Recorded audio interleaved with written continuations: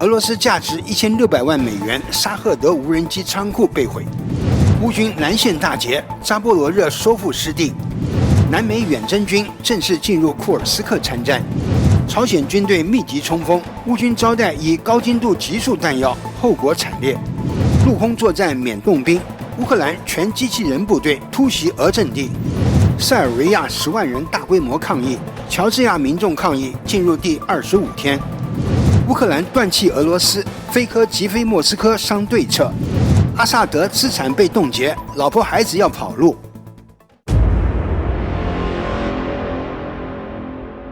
大家好，欢迎收看新冷战情室，我是雨桐，请大家为我们的节目点赞留言，谢谢大家。今天是2024年12月24日，俄乌战争进入第1035天。据俄罗斯媒体报道，罗斯托夫州新切尔卡舍克附近的一个弹药库，据称遭到袭击。这个弹药库可能属于在库拉霍夫前线活跃的150机械化步兵师。瞧这爆炸效果，这波乌军的收获应该不小，说不定会炸停俄军在库拉霍夫的攻势。值得注意的是，早些时候乌军才刚刚2度空袭了达达斯坦的首府喀山。普京事后威胁说，乌克兰将后悔做了这件事，将面临更大的毁灭。每当普京做出激烈反应时，通常都意味着乌克兰击中了特高价值的目标，干得漂亮。事实上，俄罗斯各地的破坏行动还在持续发生。这2天达达斯坦一带又成为关注的重点。达达斯坦境内的一个武器仓库突发了大火。据乌克兰情报总局发布的官方报告称，在当地的阿拉布加区发生了一场神秘的火灾，价值1600万美元的沙赫德无人机仓库被毁。据悉，该仓库内存放着数百架的沙赫德无人机零部件，包括65架机身和超过400架的发动机等系统。之前俄军曾多次用沙赫德核导弹空袭基辅，现在这些无人机的一部分已被大火直接烧毁，这也让情报总局的特工们再次走进外界的视野中。12月22日早晨，2辆运输煤炭的列车在外贝加尔边疆区相撞，共造成42节车厢脱轨，物资洒满一地。随后2个方向的铁路线都被迫陷入停运状态，交通受到重大影响。5天前，俄罗斯摩尔曼斯克的2辆火车也发生冲撞，类似的事在近期已发生数起。最新消息，乌克兰无人机攻击了罗斯托夫州的米勒罗沃机场。当地频道已报道，米勒罗沃士官生职业学院的建筑遭到破坏。事实上，乌克兰正在研发一种能够打到莫斯科，直接命中克里姆林宫的超级导弹特雷姆比塔 Trembita。 特雷姆比塔的基本型号时速400公里，射程为200公里。但乌克兰军方目前正在研发一种更大、更强大、可直达莫斯科的型号。军方希望在2025年底前实现3000枚导弹的批量生产。据悉，乌克兰正在同时开发的导弹项目达到了10多个，其中多个项目已经准备就绪，到时真的够俄罗斯喝一壶的。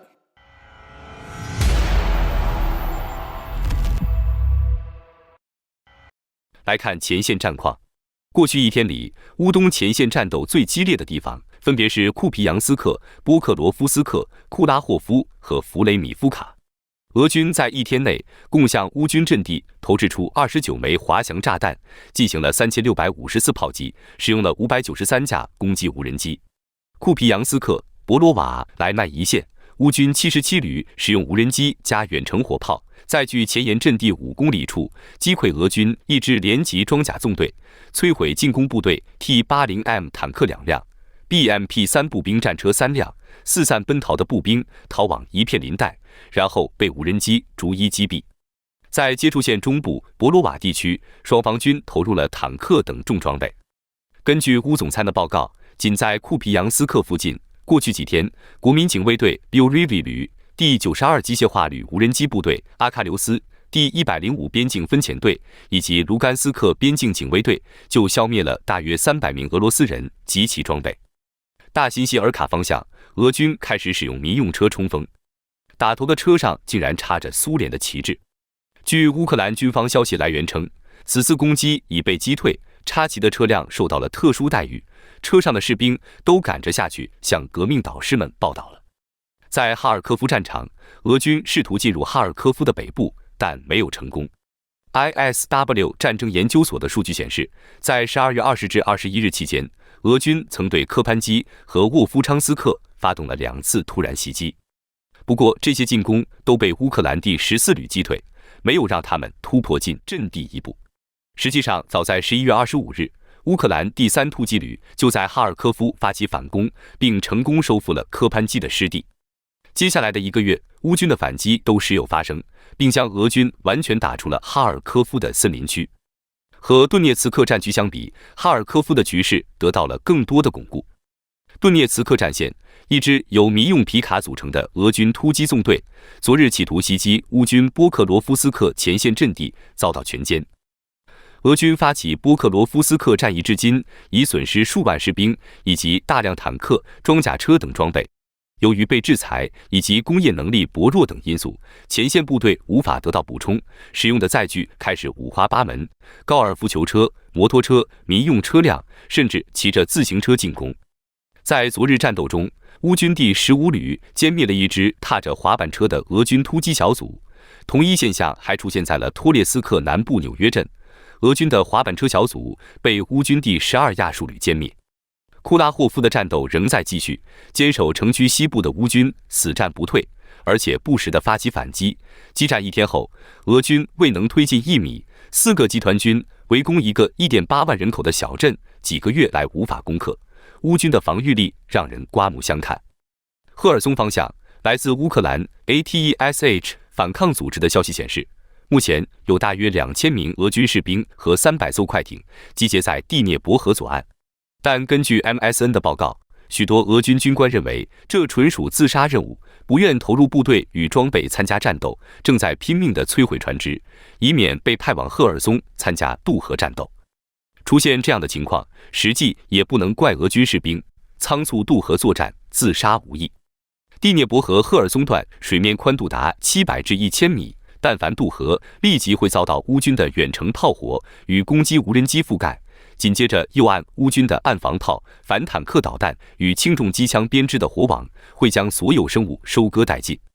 根据乌克兰南部战区通报，并经俄罗斯 RT 频道确认，乌军141机械化旅22日在扎波罗热地区沿着 M18 公路一路推进，成功解放了卡米扬斯克镇。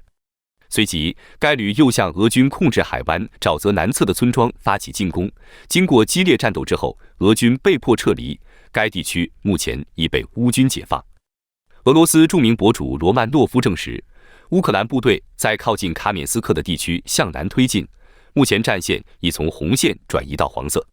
在俄罗斯以巨大战损换取些许土地的情况下，这种战损极低的局部反攻显得十分高效。据悉，该胜利属于乌军近几个月以来在南线取得的最大一场胜利。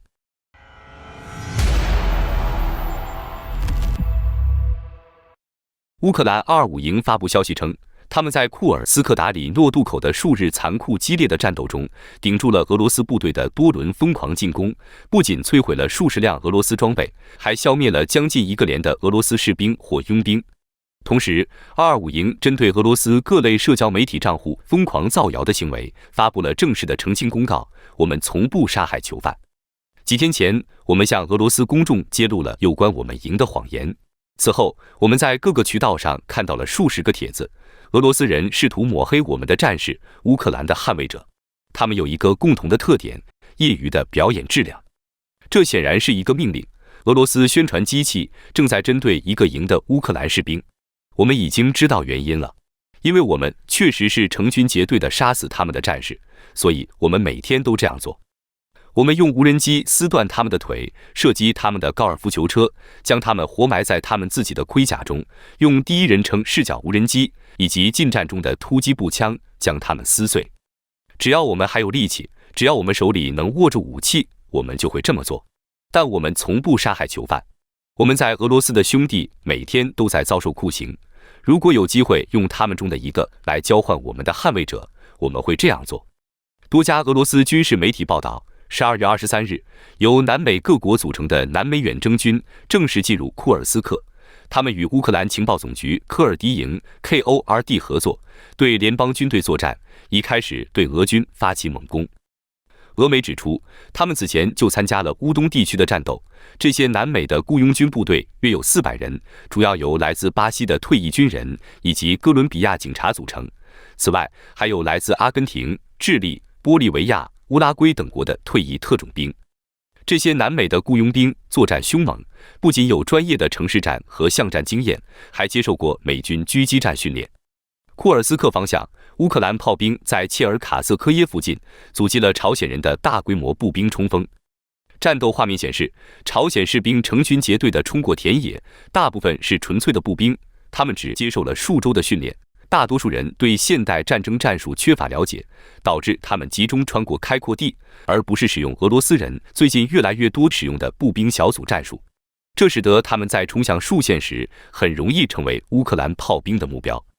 而俄罗斯指挥官已经看到了乌克兰无人机和大炮在过去几天对没有支援的纯步兵造成的破坏，但仍然拒绝提供装甲或炮火支援给他们的朝鲜盟友，宁愿纯粹使用大规模的人海战术，以期削弱乌克兰的阵地，完全不计伤亡。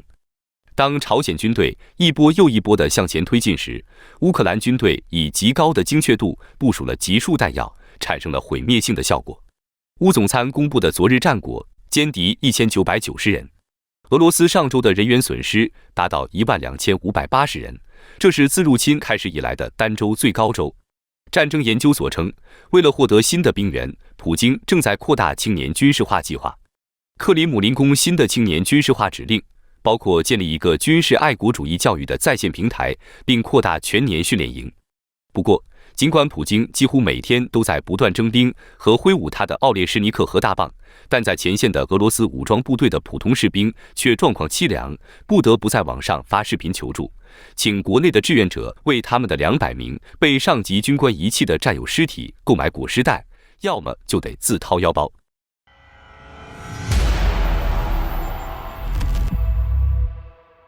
乌克兰的无人机作战已扬名全世界，深刻地改变了现代战争的面貌。在顿涅茨克州，一架久违了的乌克兰龙火无人机用熔融铝热剂烧毁了一条俄罗斯战壕，里面的俄军士兵全部被烧死，难有生还。与此同时，越来越多的乌克兰光纤制导 FPV 无人机投入战场。乌克兰著名的马扎尔无人机部队演示了他们首次在实战中使用带光纤的 FPV 无人机。镜头显示，乌克兰 FPV 无人机使用光纤制导攻击俄罗斯 T-72B3 坦克。与俄罗斯光纤无人机不同，乌克兰使用更大的6旋翼飞行器。虽然这些无人机更显眼且成本更高，但由于卷轴更大，它们可以携带更重的有效载荷，并飞行更远的距离。据报道，多家乌克兰制造商正在生产光纤无人机。目前没有针对这些无人机的可靠防御措施。物理拦截是唯一途径，因为俄罗斯擅长的电子战干扰对光纤制导不起作用。现在除了无人机，甚至还出现了全机器人部队。近日，乌军首度以全机器人部队发动联合突袭，成功摧毁俄军阵地。这支机器人大军是以空中无人机结合地面配备机关枪的履带机器人连续扫射，空地联合作战。这是乌克兰军队的最新武器，不费一兵一卒就能发挥战力。对于这种配备 12.7 公里机枪的履带式机器人，乌军可以透过平板电脑进行远端操控。再加上空中无人机搭配地面履带机器人，组成乌克兰机器人大军，非常擅长侦察与攻击。这套机器人部队不仅在模拟训练，乌军证实已经投入战场，在哈尔科夫市以北的利普奇附近，在攻击过程中成功摧毁俄罗斯阵地，痛宰俄军。乌军机器人建立战功绝不是偶然，他们从6月就开始着手地面无人作战系统的研发与操练。乌军的作战机器人在战场上取得的突破，可以在某种程度上弥补乌军兵力严重不足且招募困难所带来的困境。像是负责防守第2大城哈尔科夫州北部，只有2000兵力，要对抗6000名俄军，双方兵力比高达1:3。机器人部队不仅是战场杀手，还可以扮演伤兵医疗后送前线支援的帮手。12月23日，欧盟发言人奥洛夫·吉尔表示，欧洲准备自2025年1月1日起停止通过乌克兰输送俄罗斯天然气过境。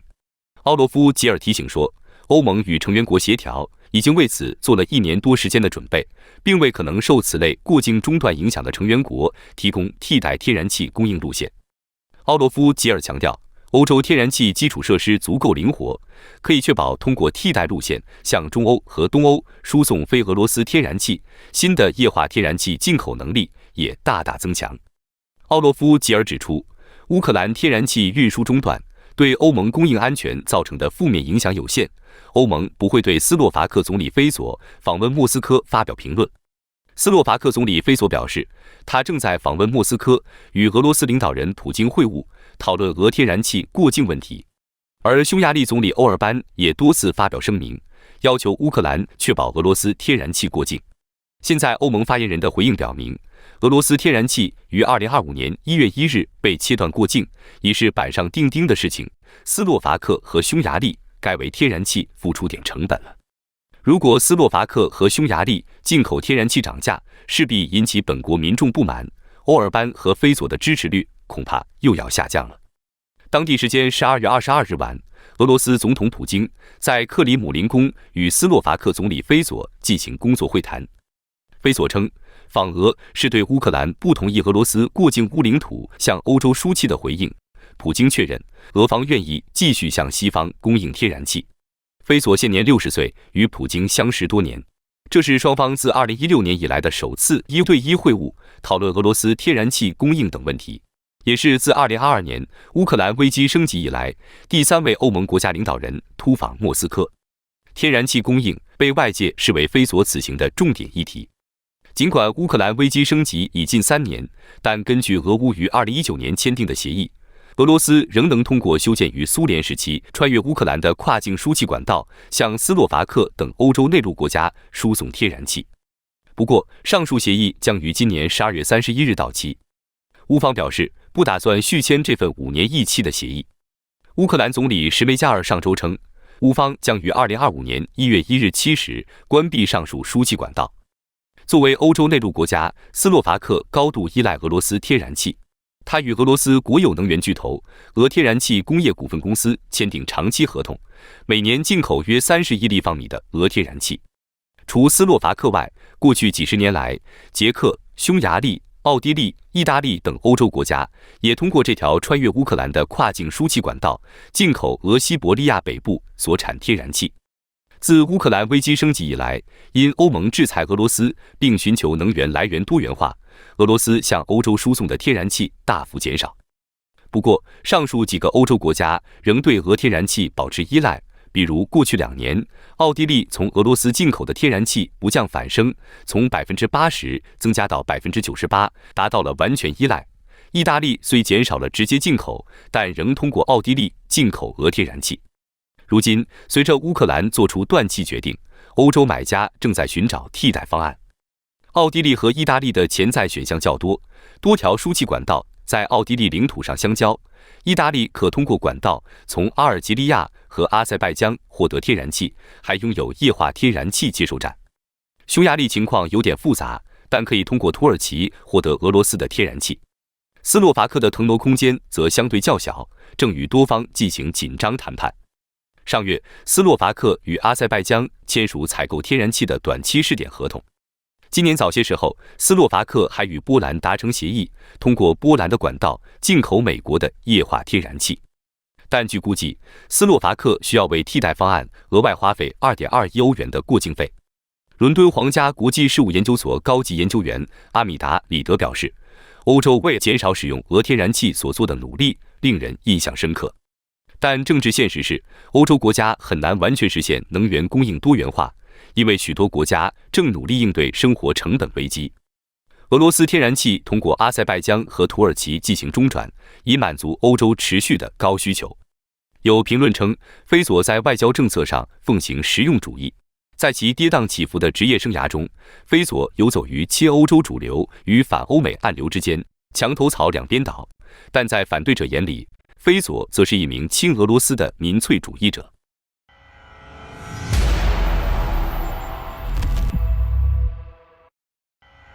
继乔治亚后，另一个和莫斯科关系密切的国家塞尔维亚也爆发了大规模抗议。据悉，媒体称有超过10万人走上贝尔格莱德街头表达诉求。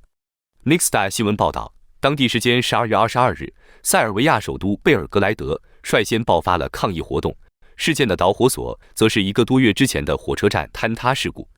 2024年11月1日，位于塞尔维亚诺维萨德市的火车站发生了顶棚倒塌一事，并造成15人死亡。随后，该国的学生们最先表达了不满，要求追究责任。接着，塞尔维亚的农民、工人乃至运动员和退伍军人也加入进来，矛头直指塞尔维亚总统武契奇。据媒体预计，截至目前，约有10万人参加了抗议行动。而塞尔维亚警方则发布报告称，抗议人数在3万人左右。抗议民众指责武契奇的亲莫斯科立场，甚至要求其直接辞职。武契奇方面随后作出回应，称这是亲西方人士策划的活动，并表示自己不会像叙利亚前总统阿萨德那样逃跑。现在塞尔维亚的抗议还在继续，接下来局势如何发展，有待进一步观察。另一方面，乔治亚的抗议活动也进入到第25天，表达对亲俄总理伊拉克利科巴西泽的不满。而亲欧洲的乔治亚总统萨洛梅·祖拉比什维利则坚持站在抗议民众一边。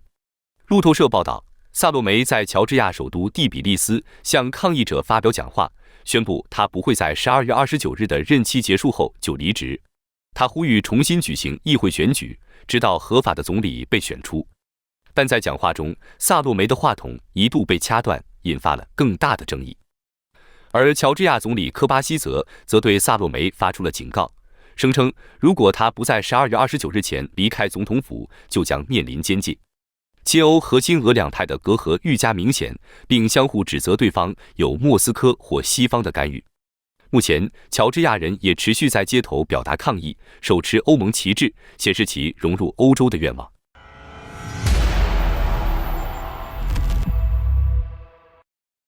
12月23日，乌克兰国防情报局证实，俄罗斯派出的一艘货船斯巴达号在前往叙利亚撤离军事装备和武器的途中发生故障。该船只目前在葡萄牙附近的公海漂流，尚不清楚是否真的发生故障，但俄军从叙利亚撤离仍在继续。俄罗斯驻叙利亚部队已完成从偏远地区的撤离，并集中在2个地点：赫梅米姆空军基地和塔尔图斯海军基地。目前，俄罗斯通过海运将部分军事装备和武器从塔尔图斯港转运至利比亚，还有一些装备和人员直接空运回俄罗斯本土。有报道称，驻叙利亚俄军最晚将于2025年2月20日从叙利亚领土全面撤军。难道这就是俄总统普京此前表示的，俄罗斯在叙利亚取得了巨大的胜利？另外，12月22日，阿萨德的英国妻子阿斯玛·阿萨德因对莫斯科的生活表示不满，以身体有病需要到英国医治为名，提出离婚，要求搬到英国居住，并申请庇护。好歹阿萨德还有不少资产，怎么就过不下去了呢？老婆孩子都守不住。有报道称，阿萨德个人净资产可能达到2000亿美元，在迪拜有价值数千万美元的公寓、别墅，在法国有价值5000万美元的城堡、豪华公寓。加上在莫斯科拥有18套豪华公寓，银行20亿美元存款，少说也有数十亿资产吧。在俄罗斯应该过得还不错，怎么夫人就要离婚跟人跑了呢？原来报道称，俄罗斯已经冻结阿萨德的资产和资金，包括270公斤黄金、20亿美元和莫斯科的18套公寓。俄罗斯还禁止阿萨德离开俄罗斯领土和从事任何政治活动。只能说，阿萨德还是书读得太少，太相信可以依靠普京，完全没有看透俄国历史，自己把自己给交代了。